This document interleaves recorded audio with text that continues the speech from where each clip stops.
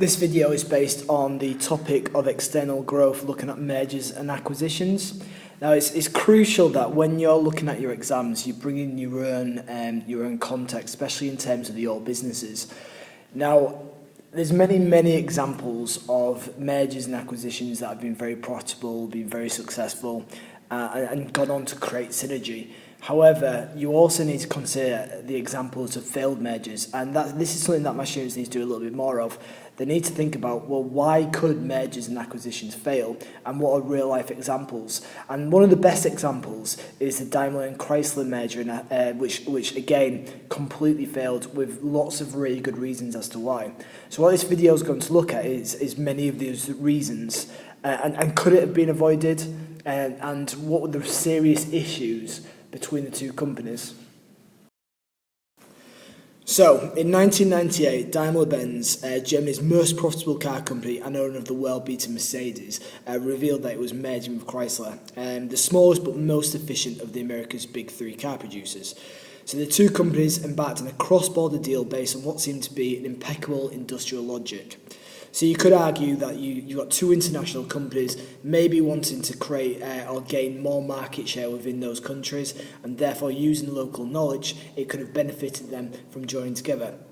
Or it could have been different types of synergy. It could be to do with the two companies and what they specialised in.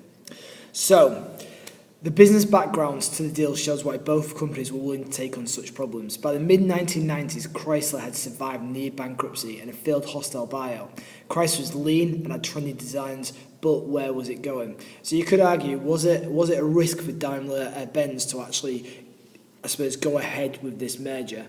Was Chrysler the best company for them to actually merge with? So again, one of the reasons why they carried this out is in this next point. So I've put managers from both firms. They travelled across the Atlantic in meetings, in workshops, seeking ways to drive down expenses and share future development costs. So again, one of the aims of this merger was to boost efficiency and also to I suppose to innovate. So to reduce the wear and tear of constant travel, especially converted aircraft was there to kind of help with them going from one country to the other. Okay, going from North America to again to Germany. So Daimler Chrysler had leased space in New York's Chrysler building also, so that travel could be further reduced to kind of help with the initial teething problems of the merger. Now, one of the biggest issues of a merger of such big companies that are located in different areas of the world, again, was the logistics. So for Daimler Chrysler to succeed, it required cohesion, not just between two headquarters, but all the functional areas. So again, as I've put the two headquarters in Stuttgart and in Michigan, but also between a host of offices and factories with different national and corporate cultures. So at this point here, we could really bring in the theory of Hofstede's cultural dimensions. So we could delve into this a little bit further and look at, well, what were the cultural issues between the different factories, the different functional areas, and the different headquarters. So,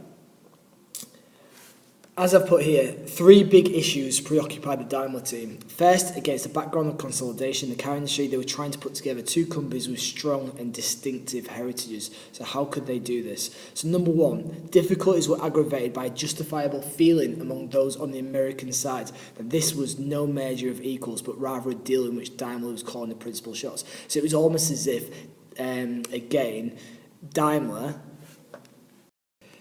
had actually acquired the company, which was not the case. It was meant to be an equal and joint merger, but one team was acting more superior. One company was acting more superior than the other, and that brought about some conflict. So Chrysler's middle managers and engineers saw it as a sellout to foreigners as well. So they feared an invasion of rigid working practices into their own rather freewheeling company. So again, that tells you about the different types of culture. So first of all, you could argue that there was, again relating to Hofstede, that there was maybe an uncertainty avoidance. Maybe they weren't that comfortable with how they could, for example, change how they were working, and also power distance. Maybe they weren't comfortable with the differences in the influence of decision making. So again, the potential clash of cultures was this corporate as well as national. Could a bunch of process-led German engineers work effectively with Chrysler's hunch-inspired risk-taking bosses? Obviously, the answer to that is no. I mean, considering like management styles as well, obviously these two companies had different management styles. They had different workforce cultures. They had different ways of doing things and different types of strategies. So again, trying to embed that into one company is very, very difficult to do. So anyway, later on, there was an abysmal period for the group's share price, which had now fallen by more than 40%. Okay, so the stock market seemed sceptical about the prospect for the merger. So even as the merger was taking place, people believed that this merger wasn't going to work. They didn't believe that they were a right fit, and that actually impacted the share price. Again, we can see the value of the deal, and we can see the before and after, and we can see some of the data that is below. So again, if we have a look at this bit here, and we have a look at the value of the deal, we can see that both companies had high share values, okay, but as soon as they merged, even though it did rise, well, it fell just prior to the merger when the news was breaking, and then as the news broke and the merger took place, it started to go up, but then again we can see that it fell dramatically. And that's again probably because of some of the reasons and some of the issues maybe being leaked to the media. This was getting out to maybe investors and so on. And this point supports that further. So rumblings of discontent within the firm could be heard. So again, it was obviously getting out. So competition in the car market was intensifying, especially in Chrysler's home market and in the high margin in terms of minivan sector that had long dominated. Japanese brands started to compete further, so competitors such as Honda produced their own vans, and Chrysler's efforts to hang on to the market share considered largely giving discounts to dealers. Again, very short-term approach, but sales stalled, and Chrysler began a $2 billion cost-cutting program to shore up its performance. So again, you could argue, was Chrysler really up for that merger? Was Chrysler really the best company to merge with when they were going through hard times? So the merger could have been better handled by focusing on general issues rather than cross-border ones. The two companies underestimated a factor that would define and could even scupper the entire deal. Throughout the negotiations, even after integration began, cross-border problems surfaced, demanding attention. But top managers on both sides seemed to prefer edging up to the potential hurdles rather than meeting them head-on. Is that because they were worried about conflict? They found it hard to work together? There could be lots of reasons for that. So old Daimler was bureaucratic and formal, which Chrysler was not. Okay, so a standard meeting of senior managers would generate thick wads of paper and lengthy minutes.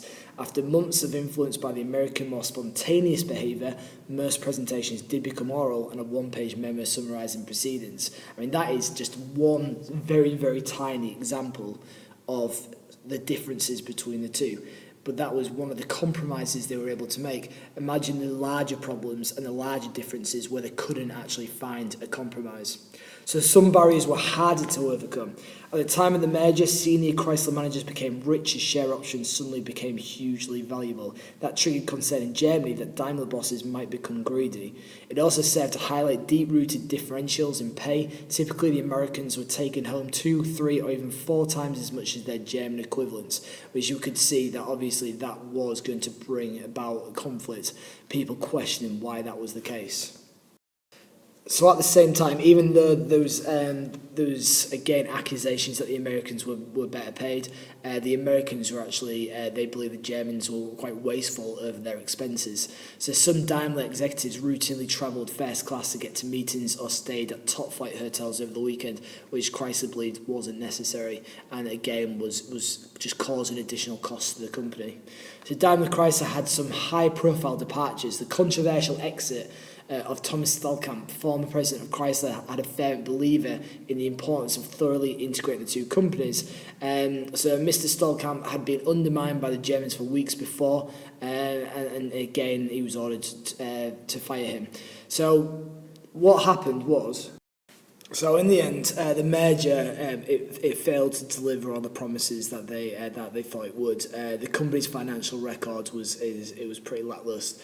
Again, one of the reasons for that, it was bogged down by Chrysler's loss in 2003. So again, in the end, you found that Daimler actually dumped Chrysler and it was a failed merger.